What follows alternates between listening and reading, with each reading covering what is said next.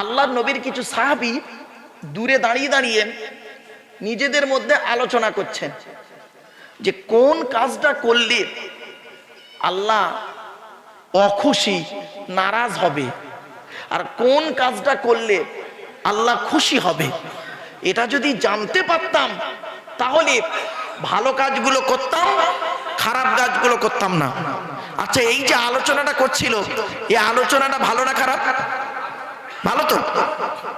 ব্যাস, ওখানে সাহাবীরা আলোচনা করছেন। আল্লাহ পাক জিবরাইলকে বললেন, জিবরাইল চলে যাও। আমার রাসূল একটু দূরে দাঁড়িয়েছিলেন, জিবরাইল এলেন, এই আয়াতটা তখন নাজিল হলো, ইয়া আইয়ুহাল্লাযীনা আমানু লিমা তাকুলুনা মা লা তাফআলুন কাবুরা মাকতান ইনদাল্লাহ আন তাকুলু মা লা তাফআলুন। এর বাংলা মানেটা করলেই বুঝতে পারবেন।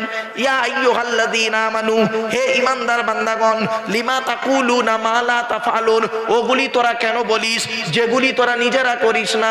কাবুরা মাকতান ইনদাল্লাহ, আল্লাহর কাছে অপছন্দের জিনিস ওই সমস্ত। আন তাকুলু, তোরা লোককে বলে বলে বেড়াস, মা লা তাফআলুন, নিজেরা কিন্তু করিস না। হয়েছে? আব্দুল্লাহ ইল মারু, খুব তুমি বিলপাড়ায় এসে ওয়াজ করছিলে না? তুমি লোককে বলছিলে বাপের ভাত দাও, মায়ের ভাত দাও, মায়ের ভাত দাও, নামাজ পড়ো, রোজা রাখো, হ্যাঁ, চরিত্রটা ঠিক রাখো। আর তুমি নিজে কেমন ছিলে? তুমি তো তোমার বাপের ভাত দাওনি, মায়ের ভাত দাওনি, স্ত্রীর হক আদায় করুনি, পিতামাতার সেবা যত্ন করুনি, ভাই ভাই মিলেমিশে চলুনি, জমির আলচুরি তুমিই তো করেছো, হুক মেরে কারেন্ট নিয়ে পাকা চালিয়ে তাহাজ্জুদের নামাজ পড়েছিলে না? অসুবিধা হচ্ছে। শুধু তাই নয়, এই মসজিদের ভিতরে, এই মসজিদে, এই আপনাদের এই মসজিদ, মসজিদ নাকি, হ্যাঁ, জুম্মা মসজিদ, ওই মসজিদের ভিতরে, ওই মসজিদে যদি একজন মদখোর যদি কালকের এই যে সামনে জুম্মার দিনে যদি একটা মদখোর প্রচুর পরিমাণ বাংলা মদ খেয়ে জুম্মার দিনে যদি নামাজ পড়তে হচ্ছে, মুসলমানের বাচ্চা যদি মদ খেয়ে মসজিদে জুম্মা পড়তে ওঠে, আপনারা তাকে কি করবেন? বের করে দেবেন। ছেলেটা যদি বের হতে না চায়, মেরে বের করে দেবেন। আরে এমনি বললাম, মেরে বের করে দেবেন। ছেলেটার অপরাধ কি? বাংলা মাল খেয়েছে, তাই তো? মদ হারাম জিনিস, তাই তো? মসজিদ পবিত্র স্থান, হারাম খাবার খেয়ে পবিত্র স্থানে উঠেছে, তাই মেরে বের করে দিলে, বের হতে চাই না, ঘাট ধরে বের করে দিলে। এ মুসলমান বিল পাড়ানো কেনা, মুসলমানের বাচ্চারা, মদ ঘরকে বের করে দিলে মেরে, আর সুদ করকে সেক্রেটারি বানিয়ে দিলে। এই হাততালি মারিনি, দাঁড়া, কি মুশকিল, বাপরে বাপ, থেমে গেল। অসুবিধা হচ্ছে না? কি আশ্চর্য, মদ ঘরকে বের করে দিল আর সুদ করকে সেক্রেটারি বানিয়ে দিয়েছে। কটা মেয়ে নষ্ট করেছে, জেনাকরকে সভাপতি বানিয়ে দিয়েছে। এখন বুড়ো হয়ে গেছে, সব ঢিলে হয়ে গেছে, সব ভালো মতন হয়ে গেছে ফেরেশতা। ইয়াং বয়সে কটা মেয়ে নষ্ট করেছে, তার কোনো ঠিক নেই। রাগ করো না বাপ, আল্লাহর কোরআনে বলছে, আমি বলিনি, আল্লাহ বলছে আমার ঘরের দায়িত্ব যে নেবে তার 5টা গুণ থাকতে হবে। কটা বলবো? খবরদার, মসজিদ কমিটি কাল পাল্টে দেবে। এটা বলবো কি বলুন না, বলবো নি? বলবো, হ্যাঁ। আপনাদের আগ্রহ দেখে মনে হচ্ছে মসজিদ কমিটির সঙ্গে আপনাদের ফ্যাকশন, তাই না? চলো আয়াত, কোরআনে আয়াত শুনে বাপেরা। মসজিদ কমিটি কে হবে? আল্লাহ বলছেন, আমি বলিনি বাপ, চলুন কোরআনে আছে, এগুলো জেনে রাখবেন। মসজিদ কমিটি ওই লোকটা হবে যার 5টা গুণ থাকবে। কোরআনে বলছে, ইন্নামা ইয়া'মুরু মাসাজিদাল্লাহি মান আমানা বিল্লাহি ওয়াল ইয়াউমিল আখিরি ওয়া আকামাস সালাতা ওয়া আতাজ যাকাত ওয়া লাম ইয়াখশা ইল্লাল্লাহ ফাআসা উলাইকা আন ইয়াকুনু মিনাল মুহতাদিন। এই কে বিড়ি খাচ্ছে রে? এখানে বিড়ির গন্ধ বেরিয়েছে, আমার কান নাকে এসছে। আশপাশে দেখতো কেউ বিড়ি খাচ্ছে মনে হয়। এই দেখ পেছনে কে বিড়ি খাচ্ছে, মনে হয় বিড়ির গন্ধ নাকে এসছে।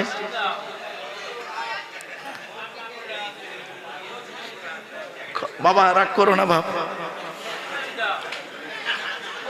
অসুবিধা হচ্ছে বাবা, মলি সাহেবের না বুঝলে হবে। চলো প্লিজ অ্যাটেনশন, রাগ করো না বাপ। ওই যে আড়াই কাছে মাল, এই যে কি ওর ফজিলা, ওটা না খেলে নাকি পেছন দিয়ে মাল বেরোবে না, কি আজীব জিনিস। আরে ভাই পায়খানায় গিয়ে দেখবেন, পায়খানায় গিয়ে দেখবেন বিড়ির পেছনটা পড়ে আছে, ঠিক না বেঠিক? শোনেন, আমাকে একজন জ্ঞানী লোক আমাকে বলেছিল, একটা জ্ঞানী লোক আমাকে বলেছিল যে এই বলতো দেখি, বিড়ির বা সিগারেটের শেষের অংশটা ফেলে দেয় কেন?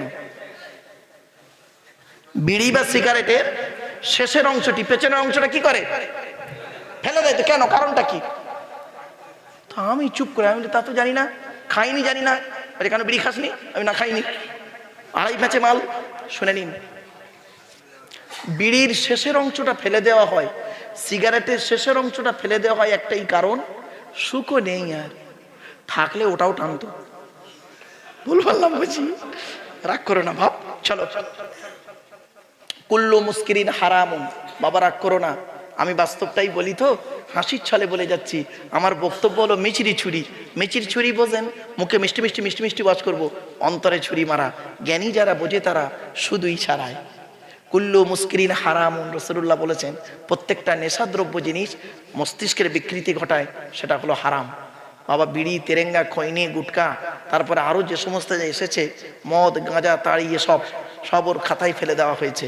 এজন্য বাবা একজন খাঁটি মোমেন কোনোদিন কোনো জিনিসের নেশা তার মধ্যে থাকবে না, শরিয়ত বিরোধী নেশা তার মধ্যে থাকবে না।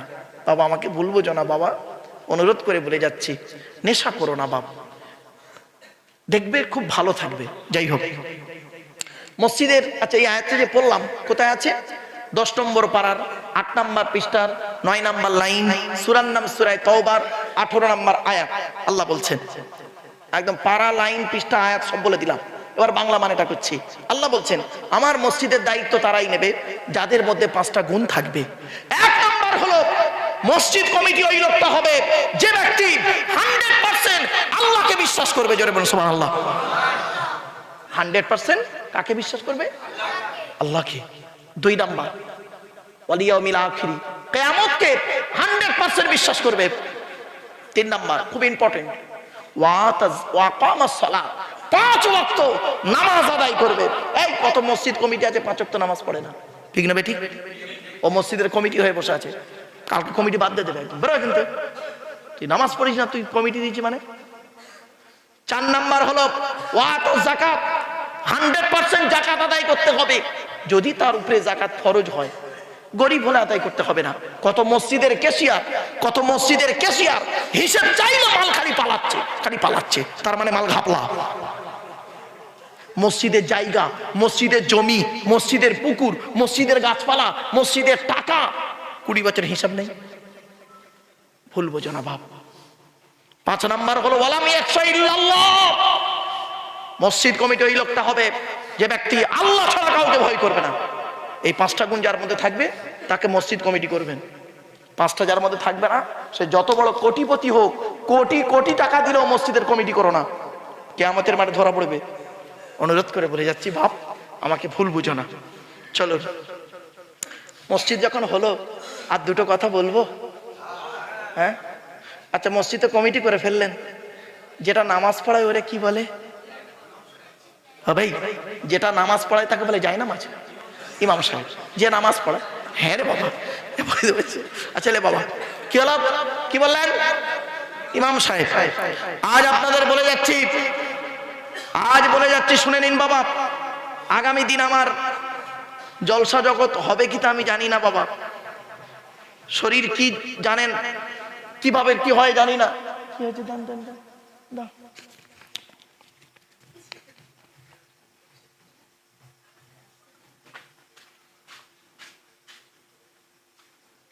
এই তুই বে করেছিস? বে করিনি না? ও বে করেছে? হ্যাঁ ঠিক আছে, ওয়াচ করছি আমি, চিন্তা নেই। চিন্তা নেই, চলে। আমি ওটা হাসির ছলে কথা বলি কেন জানেন? গভীর রাত তো। যে নামাজ পড়ায় তাকে কি বলেন? শুনে যান, আজকে বলে যাচ্ছি, এই জয়নগরের মানুষেরা, জয়নগরের মানুষদের বলে যাচ্ছি, মসজিদে নামাজ আল্লাহর দরবারে কবুল করাতে গেলে ইমাম সাহেবের মাইনে বেশি করে দেবেন। যে মসজিদে ইমামের মাইনে কম, ওই মসজিদের মুসল্লিদের নামাজ আল্লাহর দরবারে কবুল হওয়া মুশকিল আছে। বাস্তবটাই বললাম, বাস্তব কথা বলে যাচ্ছি। যদি বলেন ফতোয়া, 19 বছর ইমামতি করেছি আমি, 19 বছর ইমামতি করেছি, 400 টাকা মাইনে। 19 বছর ইমামতি করেছি আমি, 400 টাকা মাইনে। বুক ফাটা কান্না, বাস্তবটাই বলছি। আর এই 19 বছর ইমামতির জীবনে 3টে লোককে পেয়েছিলাম, 3টে মাল, 2টা কবরে গেছে আর একটা বেঁচে আছে। আমি মাঝে মাঝে ফোন করে জিজ্ঞাসা করি, আরে মালটা মরেছে না বেঁচে আছে? বলে না, মরেনি। আমি যেদিন মরবে খবর দিব, জানা যায় যাবো আমি। এত জ্বলন জ্বালিয়েছে এই হারামখোর 3টে। বাস্তব, ক্যামেরার সামনে বলছি, বাস্তব কথা। এরা মসজিদে 2-1টা থাকে গো বাপ, 2-1টা মসজিদে থাকে। ওই ওই ওই শ্রেণীর লোকগুলো কারা হয় জানেন? সব জানতা গামচাওয়ালা, কিছু বুড়ো আছে, 2-1টা বুড়ো লোক। বাবা মুরব্বীরা রেগে যাবেন না, 2-1টা বুড়ো রম থাকে। কিরকম দেখবেন? মসজিদে বুড়ো ও বুড়ির সঙ্গে ঝগড়া করে পারে না, বাড়িতে ছেলের সঙ্গে ঝগড়া করে পারে না, নাতির সঙ্গে ঝগড়া করে পারে না, বৌমার সঙ্গে ঝগড়া করে পারে না। মসজিদে যে ইমাম সাহেবের গোজা মারতেছে, ইমাম সাহেব কি হলো, পাকা ঘরে নেই কেন? তবে কারেন্ট নেই বলে পাকা ঘরে নেই, ইমামের দোষ? ভাবুন, কথাটা হয়তো শুনতে খারাপ লাগলো, অতি বাস্তব কথা। এই জন্য বাবা অনুরোধ করে বলে যাচ্ছি, মসজিদে ইমামের মাইনে বেশি করে দেবেন। অনুরোধ করে বলে যাচ্ছি বাপ, কষ্ট, খুব দুঃখের সহিত কথা বলে গেলাম। এবার আসছি, কমিটি হলো, ইমাম হলো, আচ্ছা যেটা আজান দেয় ওকে কি বলে? হয়েছে। এই পশ্চিম বাংলায় বেশিরভাগ মসজিদের মুয়াজ্জিনের আজান হলো অশুদ্ধ, ভুল ভুল। বেশিরভাগ মসজিদের মুয়াজ্জিনের, ঠিক না? ঠিক। ও আজানটা ইমাম সাহেবের কাছে বসে, ইমাম সাহেবের কাছে বসে আজানটা শুদ্ধ করে নেবে না, আর মুয়াজ্জিনের পদটাও ছাড়বে না। ভুল আজান দেবে, তবু ওইটাই ঠিক। আজান দিচ্ছে,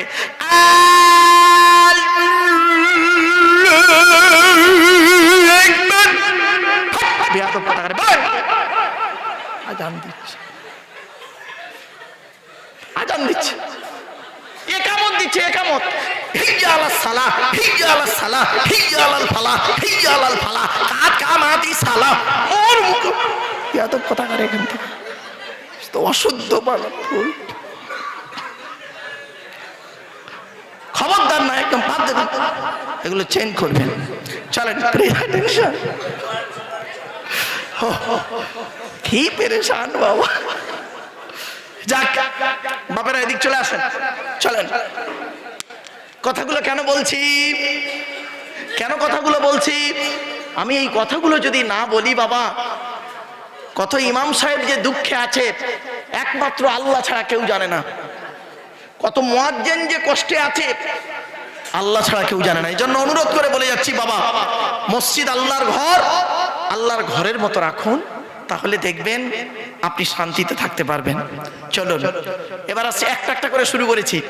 আল্লাহ বলছেন, ইয়া আইয়ুহাল্লাযীনা আমানু, হে ঈমানদার বান্দাগণ, লিমা তাকুলুনা মা লা তাফআলুন, ওগুলি কেন বলো যেগুলি তোমরা নিজেরা করো না। আমি আব্দুল্লাহ গিল মারুফ আপনাদেরকে বলে যাচ্ছি, আপনারা 5 ওয়াক্ত নামাজ পড়বেন, আমার পেছনে গিয়ে দেখবেন আমি নিজেই 5 ওয়াক্ত নামাজ পড়ি না। আল্লাহ কি বললেন? হে ঈমানদার বান্দাগণ, তোমরা ওগুলি কেন বলো যেগুলি তোমরা করো না। এই আয়াতের ব্যাখ্যাটা, তাফসীরটা যে এত বড় ভাবতে পারবেন না। দেখেন আমি সংক্ষেপে করে দিচ্ছি আপনাদের, দেখুন টুকটুক করে, টু দি পয়েন্টের উপরে। আল্লাহ বলছে, বান্দা তুমি ওগুলি কেন বলো যেগুলি তুমি নিজে করো না। খুব কঠিন কথা বাপ, আমি আপনাদের বলছি, আমি নিজেই করছি না। এর এই সমস্ত লোকের কি অবস্থা হবে জানেন? আমি আপনাদেরকে বলছি, আমি নিজে করছি না। এই আয়াতের তাফসীর অন্য আয়াত দিয়ে হচ্ছে, দেখুন ইয়া আইয়ুহাল্লাযীনা আমানু কু আনফুসাকুম ওয়া আহলিকুম নারা। 28 নম্বর পারার 19 নম্বর পৃষ্ঠা 12 নম্বর লাইন, সূরার নাম সূরা তাহরিমের 6 নম্বর আয়াত। হে ঈমানদার বান্দাগণ, তোমরা আগে নিজে জাহান্নামের আগুন থেকে বাঁচো, তোমার স্ত্রী ছেলে মেয়েকে জাহান্নামের আগুন থেকে বাঁচাও। অনুরোধ করে বলে যাচ্ছি বাবু, খুব কঠিন জিনিস ওয়াজ করা, পৃথিবীর সব থেকে কঠিন কাজ। কেউ যদি মনে করে ওয়াজ করা সহজ কথা, সহজ কাজ, তার মানে তার মতো বোকার পৃথিবীতে নেই। ওয়াজ করা হলো পৃথিবীর সব থেকে কঠিন কাজ। আমি আপনাদের বড় বড় লেকচার দিয়ে যাচ্ছি, কিন্তু আমার মধ্যে সেই গুণগুলো পাওয়া যাবে না।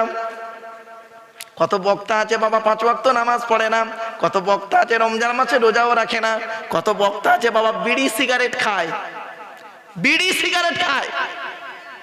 বাস্তব বলছি বাবা, আমি পুরুলিয়াতে জলসাগিরি, পুরুলিয়ায় শুনে নিন, 2000 সালে, আজ থেকে কত বছর, 25 বছর আগে পুরুলিয়াতে জলসা করতে গেছি মাগড়িয়ায়। তো সেখানে পাহাড়ে আছে, পাহাড়ের পাশেই জলসা, বিশাল বড় জলসা, প্রচুর লোক হয়েছে। তখন তো আমার দাড়ি টাড়ি পাকে না, এখন দাড়ি পেকে গেছে, সব লাল হয়ে গেছে, আমি এই সাদা হয়ে গেছে, আমি মেহেন্দি করেছি তাই লাল। এটা মেহেন্দি, রং নয় বাবা, এটা জায়েজ আছে, চলো। তো আমি প্রধান বক্তা ছিলাম, আমার আগে একজন বক্তা ছিল, উনি 10টা থেকে 12টা করেছে, আমি 12টায় উঠেছি, ফজরের আজানে নেমেছি, 4.5 ঘন্টা ওয়াজ হয়ে গেছে, নামাজও পড়া হলো। ফজরের নামাজ পড়ে কমিটির একটা ছেলে মোটরসাইকেল করে দুজনকে বাস স্ট্যান্ডে দিয়ে গেল। তো এখন সামনে চায়ের দোকান, তো ওই মৌলানা সাহেব বক্তাটি বলছে আমাকে, মৌলানা চা খাবেন? বললো হ্যাঁ চলুন খাই, বলে চা নেওয়া হলো। উনি একটা চা নিলেন, আমি একটা চা নিলাম, দুজনে দুটো বিস্কিট নিলাম। তা আমি বিস্কিটটা চায়ে ভিজিয়ে খেয়ে নিলাম, চা খাচ্ছি। উনি বিস্কিটটা খেয়ে নিলেন, খেয়ে নিয়ে একটু পানি খেলেন। পানি পান করার পরে দেখি একটা উইল ফ্ল্যাগ না কি বলে, একটা সিগারেট নিলেন। সিগারেট নিয়ে দেখছি উনি এক হাতে এই সিগারেটটা একটু করে টানতেছে আর একটু করে চা খাচ্ছে। আমি পুরো দেখে অবাক, আমি পুরো অবধ হয়ে দাঁড়িয়ে গেলাম। এই মানুষটা আমার আগে 10টা থেকে 12টা কোরআন হাদিসের আলোচনা করলো, আমি পুরো মুখের দিকে চেয়ে রই, আমি কিছু বলতে পারিনি। ওই স্মৃতিটা আমার চোখের সামনে ভাসছে। আমার বাবা অনুরোধ করে বলে যায়, কত বক্তা আছে গো বাবা বিড়ি সিগারেট খায়, কত বক্তা আছে রাতে জলসা করে টাকা নিয়ে অন্যের বউ নিয়ে রাত কাটায়। বাবা খালি গালে দাড়ি থাকলে আর মাথায় টুপি দিলে, পাঞ্জাবি পরে মাইকের সামনে এলে কোরআন আর হাদিসের কথা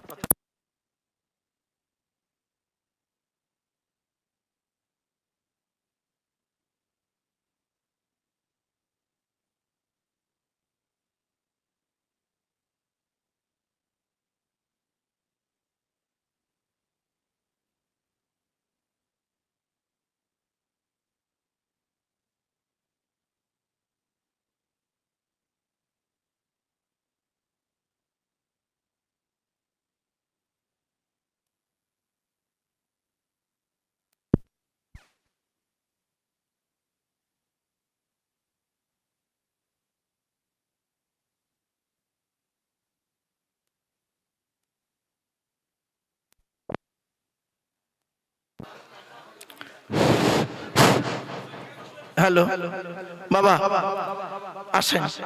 এজন্য আপনাদের আমি অনুরোধ করে বলে যাচ্ছি, খালি গালে দাড়ি থাকলে আর মাথায় টুপি দিলে আর কোরআনের আয়াত আর হাদিস মানে করলে বক্তা নয় বাবা।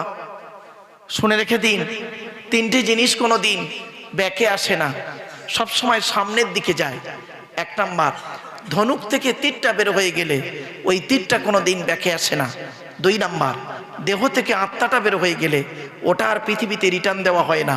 3 number, it is very very important, জবান থেকে কথা বের হয়ে গেলে ওটা আর ব্যাকে আসে না।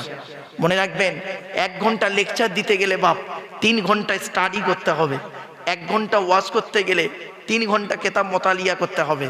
বাপেরা অনুরোধ করে বলে যাচ্ছি, নইলে ওয়াজ আপনারা করবেন, খুব সহজ জিনিস, ওয়াজ করা খুব সহজ জিনিস গো বাবা, আপনাদের কাছে বেশি নয়। 2টো নবীর জীবনী মুখস্থ করবেন, 2টো ওলির জীবনী মুখস্থ করবেন, 2টো সাহাবীর জীবনী মুখস্থ করবেন, আর দরুদ শরীফ পড়ার কায়দা, মোনাজাত করার কায়দা করে নেবেন। 2 ঘন্টা ওয়াজ করা, it is very simple matter, সহজ কাজ। কিন্তু ওয়াজের মতো ওয়াজ করতে গেলে বাবা খুব কঠিন জিনিস। এজন্য আপনাদের আমি অনুরোধ করে বলে যাচ্ছি, খুব সাবধান হয়ে চলুন। যদি বলেন হুজুর আপনি নিজে নামাজ পড়েন, হ্যাঁ বাবা আমি 5 ওয়াক্ত নামাজ পড়ি, হয়তো কাজা হয়, ফজরের কাজা হয়, জোহরে আদায় করি। অনেক সময় এমনও পরিস্থিতি হয়েছে আমার জীবনে, এই ভোটের ডিউটিতে গিয়েছে এমন এমন জায়গায়, খুব পরিস্থিতি খুব খারাপ, প্রিসাইডিং অফিসার হয়ে গিয়েছে অনেক জায়গায় ভোটের। সেখানে এমন একটা জায়গায় গিয়েছি পশ্চিমবাংলার, খুব অবস্থা খুব সিরিয়াস জায়গা, একদিনের পুরো নামাজ কাজা হয়ে গেছে, কিছু করার নেই। সে অনেক সমস্যার ব্যাপার, সে আপনাদের মাইকে বলা যাবে না, এ বলা ঠিকও হবে না, কারণ আমি চাই না একটা সমস্যা তৈরি হোক। এজন্য বাপ বলে তবু কাজাটা আদায় করে দেবেন, অনুরোধ করে বলে যাচ্ছি। গরিবের দান করুন। যদি বলেন হুজুর আপনি গরিবকে খাওয়ান, দান করেন, হ্যাঁ বাবা আমার বাপ আর মায়ের নামে, আমার ড্রাইভার ম্যানেজার ক্যাশিয়ার 3 জনই এসছে, জিজ্ঞেস করবেন, আমার এলাকায় গিয়ে খবর নেবেন, 4টে ফকির আমার বাড়িতে প্রতি বৃহস্পতিবার খায়, আমি গরিবকে খাওয়াই বাবা। যদি বলেন হুজুর আপনি নামাজ পড়েন, আপনার স্ত্রী নামাজ পড়ে, হ্যাঁ বাবা পড়ে, আপনার ছেলে মেয়ে, হ্যাঁ বাবা পড়ে, অনুরোধ করে বলে যাচ্ছি বাপ, আপনাদের হাতে ধরে বলে যাচ্ছি একটু পরিবর্তন হন, পরিবর্তন হন। আল্লাহ পাক কোরআনে কি বলছে জানেন? ছোট্ট একটা উদাহরণ দিচ্ছি, দিদি আয়াতটা দেব। আল্লাহর নবী মেরাজে গেছিলেন, নাম শুনেছেন? সবে মেরাজ বলুন না বাবা, শুনেছেন কি? হ্যাঁ, মেরাজে গিয়ে জান্নাত জাহান্নাম দেখেছিলেন। জান্নাতে কি দেখলেন আর জাহান্নামায় কি দেখলেন সংক্ষেপে 2 মিনিটে শুনে নিন। জান্নাতের ভিতরে যখন নবীজি হাঁটছিলেন, হাঁটতে হাঁটতে একজনের জুতোর আওয়াজ শুনতে পেলেন নবীজি। নবীজি মনে মনে ভাবলেন জান্নাতের ভিতরে জুতোর আওয়াজ কার রে? ঘুরে তাকিয়ে দেখছেন সামিতু খসখসাতান আমামি ফিল জান্নাতি ফাইজান বেলালু। হঠাৎ তাকিয়ে দেখছে বেলালের জুতোর আওয়াজ, জোরে বলুন সুবহানাল্লাহ। তখন পৃথিবীতে রাসূলুল্লাহ এসে বেলালকে জিজ্ঞাসা করলেন, বেলাল পৃথিবীতে কি এমন কাজ করেছো, সত্য কথা বলো, যার কারণে তোমার জুতোর আওয়াজ আল্লাহ পাক আমাকে জান্নাতে শুনিয়েছেন। তখন বেলালের চোখ থেকে পানি পড়েছিল, আর বেলাল বলেছিল, হযরতে বেলাল রাদিয়াল্লাহু তাআলা আনহু বলেছিলেন, ইয়া রাসূলুল্লাহ ইসলামের জন্য তেমন কিছু করতে পারি নাই, 2টো কাজ করি। এই যুবক ছেলেরা শুনে নাও বন্ধুরা,